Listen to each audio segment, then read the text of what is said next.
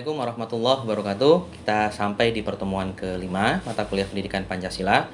Kita akan berbicara di pertemuan kelima ini tentang Pancasila sebagai dasar negara Indonesia, tentang makna pembukaan Undang-Undang Dasar 1945. Kita bisa mengutip dalam Al-Quran, ada sebuah ayat terkait hak-hak manusia dalam Asy-Syu'ara ayat 183. Bismillahirrahmanirrahim. Wala tabkhasun nasa asya'ahum wala ta'thaw fil ardi mufsidin. Yang berarti wallahu a'lam bimuradih, dan janganlah kamu merugikan manusia pada hak-haknya, dan janganlah kamu merajalela di muka bumi dengan membuat kerusakan. Ayat itu menjadi dasar untuk kita masuk dalam tema kita. Yang pertama, pembukaan sebagai Stats Fundamental Norms. Pembukaan sebagai Stats Fundamental Norms, nilai-nilai pembukaan Undang-Undang Dasar 1945 sebagai kaidah fundamental negara, artinya secara hukum tidak bisa diubah karena berkedudukan sebagai norma dasar atau ground norm ya, yang mendasari perundang-undangan di bawahnya. Hakikat pembukaan sebagai legal order. Syarat tertib hukum kita tahu ada yang pertama kesatuan subjek, ya ini dalam hal ini pemerintah Republik Indonesia. Yang kedua ada kesatuan asas kerohanian, dalam hal ini Pancasila. Yang ketiga ada kesatuan wilayah, dalam hal ini tumpah darah Indonesia. Yang keempat ada kesatuan waktu, dalam hal ini momen kemerdekaan.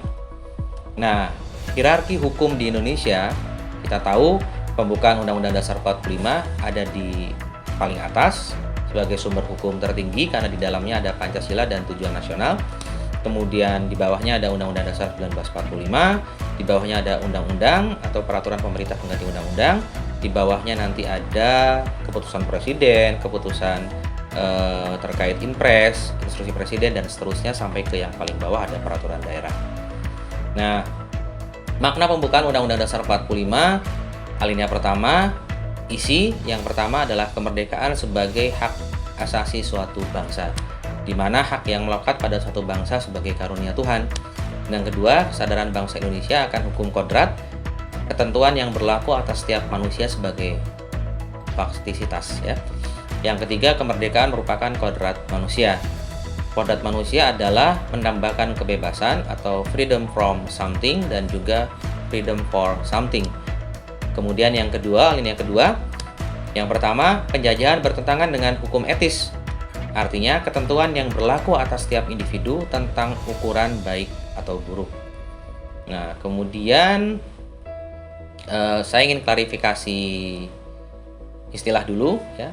Ada istilah tentang etiket. Etiket itu adalah tata krama, sopan santun yang mencerminkan ekspresi lahiriah, sifatnya lokal. Kemudian etis adalah tuntutan dalam kehidupan profesional atau guidance, contoh kode etik kedokteran. Kemudian ada etika, yaitu cabang filsafat yang membahas tentang ukuran baik buruknya tindakan manusia yang dilakukan secara sadar. Kita masuk ke makna pembukaan Undang-Undang Dasar 45, alinea kedua ya. Kemerdekaan diperoleh melalui perjuangan, yaitu perjuangan fisik dan nirfisik atau pergerakan. Kemudian yang kedua, Indonesia kemudian merdeka, itu adalah kedaulatan yang sifatnya de jure dan juga de facto sebagai sebuah political independence seperti itu. Kemudian alinea ketiga, yang pertama kemerdekaan itu sebagai rahmat Allah, jadi karunia yang harus disyukuri. Kemudian yang kedua, kesadaran bangsa Indonesia akan hukum Tuhan, bahwa ketentuan yang berlaku atas setiap makhluk hidup atau takdir. Kemudian makna pembukaan Undang-Undang Dasar 1945 yang keempat atau alinea keempat, yang pertama tujuan negara. Yang pertama dalam negeri, bidang keamanan, ekonomi, pendidikan. Dan yang kedua luar negeri, hubungan internasional atas dasar kesetaraan. Kemudian adanya konstitusi adalah untuk membatasi kekuasaan, untuk melindungi hak dasar, untuk mengatur pengawasan, asas egalitarianisme, kemudian asas kedaulatan rakyat.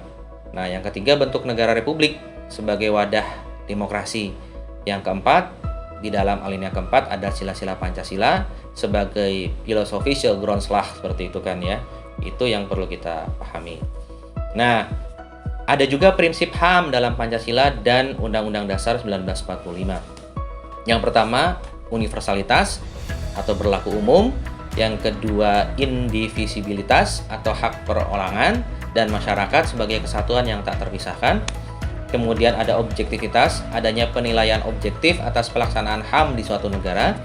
Kemudian adanya balance atau keseimbangan antara hak individu dan sosial, kemudian kompetensi nasional, yaitu pelaksanaan HAM, tanggung jawab nasional, kemudian negara hukum, bagaimana pelaksanaan HAM dituangkan dalam aturan hukum yang ada di negara kita. Seperti itu materi yang kita bahas di tema kelima. Terima kasih.